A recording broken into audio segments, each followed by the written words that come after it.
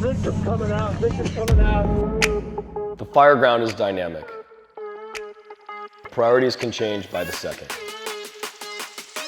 This series is about our first priority, life priority. We'll hear from the firefighters that have made a grab in live fire conditions, the decisions they made and the lessons they learned. Listen as they tell you about their experience, learn from their mistakes and their successes. Expect fire and expect victims. Expect the unexpected and plan accordingly. This is Life Priority. All right, well, welcome back, Captain Beveridge. If you like to go ahead and tell us about this next rescue that you were involved in. I was working Rescue 21, B shift on the tools position. We got a fire, I believe it was technically in 108s, but engine 21 arrived first and the rescue, we pulled in right behind engine 21. En route, message on the MDC that said this is a vacant structure. Pulled up and it looked pretty vacant. I think there were some rolls of carpet out front. It wasn't boarded up, but it looked like vacant. I arrived at the front door at the same time they were pulling the line. I opened the door, didn't have to force it. Pushed the door open, got low, peeked, and very thankful that I did that because the garage was on the left. So you would look at this house and assume that the bedrooms were on the right. But as I got low and looked underneath the smoke, you could see that the hallway went left. I masked up, engine charged the line. Engine went in to the right. The majority of the fire was in the kitchen.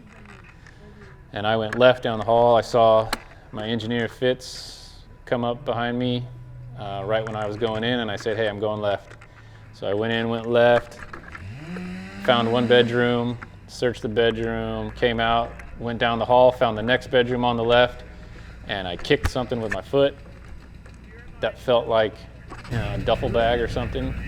And I just had this memory in the back of my head that I was taught to, if you run into something in the hallway, you should inspect it and make sure that it's not a victim. And sure enough, when I got down to the ground and I got close again, I was about a foot away, and I realized that this was a person. So I yelled, I got a victim. Captain Flint was in the kitchen with firefighter Van Brunt, putting out a little bit of fire. Wasn't a ton of fire left.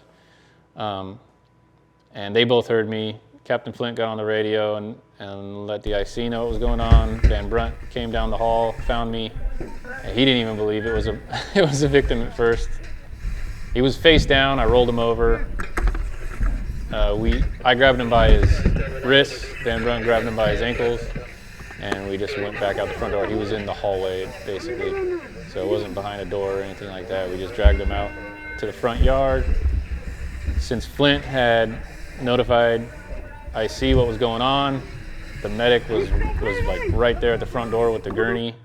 So I just dumped him off on the medic crew and went back in and completed the search. I completed the search on the bedrooms with engineer Fitz, and another truck company came in and searched the common areas of the house, and we kind of met in the middle, and that's how we knew a primary was clear. And I made my way out the front door, and they had the Lucas on the guy, and they were on their way to the medic to go transport him. But unfortunately, he didn't survive. He was actually shot in the chest. I think people who committed the crime lit the house on fire to try to cover up the crime. We had the fire knocked down. We had made access into the attic. We realized there was not a working attic fire above us. Me and Flint both made the decision to go assist Bryce in victim removal. I started making my way down the hallway. The smoke conditions when you were standing up were 2 to 3 feet, and the smoke conditions at knee level was probably 5 to 10 feet. So I was walking down the hallway, and Bryce was searching on the ground, and I met up with Bryce, and he said, I have a victim. He repeated that he had a victim to me, and I remember that I looked down and saw what I thought was a roll of carpet. And he said, no, it's a victim, and I dropped down on my knees, and that's when it became apparently clear that we had a victim. I had a quick conversation with Bryce, and he did a really good job of slowing the situation down and making sure that we were ready to extricate the victim. We went on his command. He took the head, I took the feet, and I just basically guided him around the 1 or 2 corners that we had. From the point of being in the feet, all I did was help push as Bryce dragged, and I just kind of steered his body around at the pinch points where I thought they would be coming up. So any type of corners or anything like that, I would obviously kick him out the opposite way so we didn't get bound up in the corner. The way we dragged the victim out was just wrists and ankles. I've been told a lot throughout my career that you can't do that because their skin will slide off and this, that, and the other thing, but I found it to be, twice now, I found it to be very effective, so I don't think you should have other plans to pull someone out of a fire, but don't rule it out. It's a tool in the toolbox. If it works, great, but don't rule it out. Now, this was a single-family residence. It looked like a standard ranch style with the garage on the left, but the way it was laid out it was kind of weird.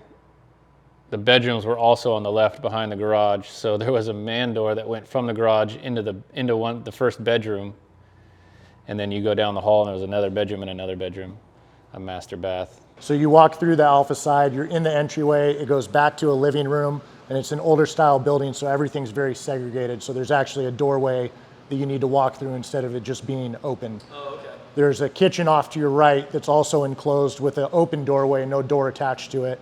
No door casing either, just an open entryway. And then immediately to your left was the hallway leading to the bedrooms. Okay. And Bryce had gone left and down into the hallway and had already searched a handful of bedrooms by the time that he got to the victim in the hallway. And the first bedroom had a man door that went into the garage. So not a very super normal layout, I guess you would say. But really it was just getting low and looking under the smoke and being able to see the layout really helped. Because if I hadn't done that, I would have just assumed bedrooms were to the right. I would have gone in and gone right. And I would have just been in the living room, kitchen area, trying to figure out where the hell I was at, trying to find a hallway that wasn't there. Right after I found the victim was when vertical vent happened. And so the fire was knocked down, ventilation's going on at the same time, and the visibility in the hallway got a lot better, a lot faster once we had vertical vent. And so it made extrication pretty easy. Lessons learned, obvious one is vacants. In our district, I'd be surprised if you found a vacant structure that's not occupied by some human somewhere. They are all occupied, so treat them as such. Also, I'm sure you've already talked about it, but we didn't have a report of victims. And in fact, when we pulled up, I asked the gentleman outside who was standing outside of the house who called it in if there was anyone inside, and he said no one lived there. And he lived at that place as well, or not? I think he lived across the street. Okay. Is there anything you would have changed that you did on this fire? Or any hindsight for anybody? Yeah, when I found the victim, I think I yelled down the hall like, "Hey, I got a victim!" I think we should just get used to just saying victim, victim, victim. Everybody knows like that the victim's down there. Okay, you don't have to say anything else. Just like I said, if you run into something in a hallway that feels like a big, heavy duffel bag, look close. It might be a person. We tend to get, as we progress throughout our career, we get more at ease with the situations that we're put in, and that was the first time I had ever encountered a victim. So I was immediately amped, and I think that's why video is good, is because we get to go back and you get to assess how calm you were or not. So obviously I learned from that. Although heat may not drive you to the floor during your search, the conditions on the floor are much better than the conditions up above, obviously. And I put that slide in my slide tray from here on out. And the one thing that I took away is that if I'm assigned to primary search, I will not be standing up doing a primary search in anything from moderate to heavy smoke. I think that your view is too obscured in order to make good judgment calls. As I said before, I thought that the victim was a roll of carpet, and Bryce was obviously correct in his assessment that it was a victim, and that eats at you for quite a little bit. If I had been doing a search without him, I would have stepped right over the victim and not done a positive thing for him. So I think that it's incumbent upon us as good firefighters to really concentrate on doing our primary searches on the ground. You have better visibility, you're closer to your victims, it's easier to figure out your path that way because you notice doorways much easier and turns within the house. If you're searching despite heat conditions and smoke conditions, barring that you can walk and see 20 feet, I'm a firm believer that you need to be down on the ground searching because that is where the victims are going to be.